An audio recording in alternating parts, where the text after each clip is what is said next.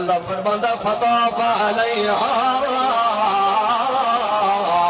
طائف من ربک وهم نائمون.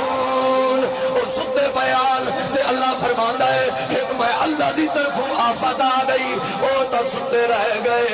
فطاف علیہا طائف من ربک میں اللہ دی طرفوں آفت آئی تے انہوں نے باغ نو میں اللہ نے اجاڑ دیتا ہے تے انہوں نے پتہ بھی کوئی نہیں. وَهُمْ نَائِمُونَ اور ستے پہ انہوں نے ایک دوسرے نو آواز دے کے آکھیا صبح سویرے چلو یار من کے باغ نو کٹ آئیے. اَنِغْدُوا عَلَىٰ حَرْثِكُمْ إِن كُنتُمْ صَارِمِينَ. جس وقت وہ ویندے پیان اپنی کھیتی دے ویندے پیان حرثکم اپنی کھیتی تے باغ دے پہ ویندے آن.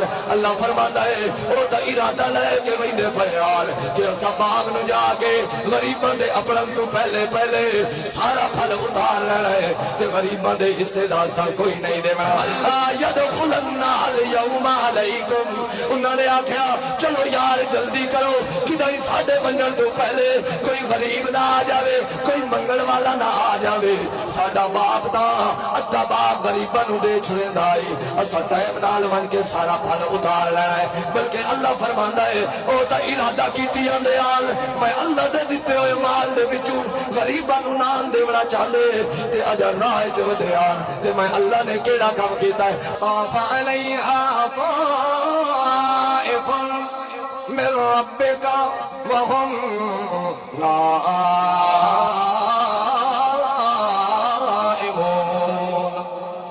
او ستے پیان ستے آپیا میں اللہ دا عذاب آیا ہے تے او تا بے غرض ہو کے انہاں نو تا پتہ بھی نہیں چلیا او تا ارادہ کیتی پیان کہ سویرے سویرے اٹھ کے جا کے تے اللہ یدخلن الیوم علیکم مسکین.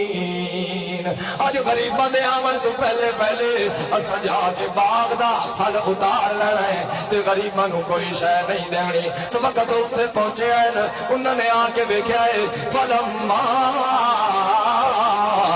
رأوها قالوا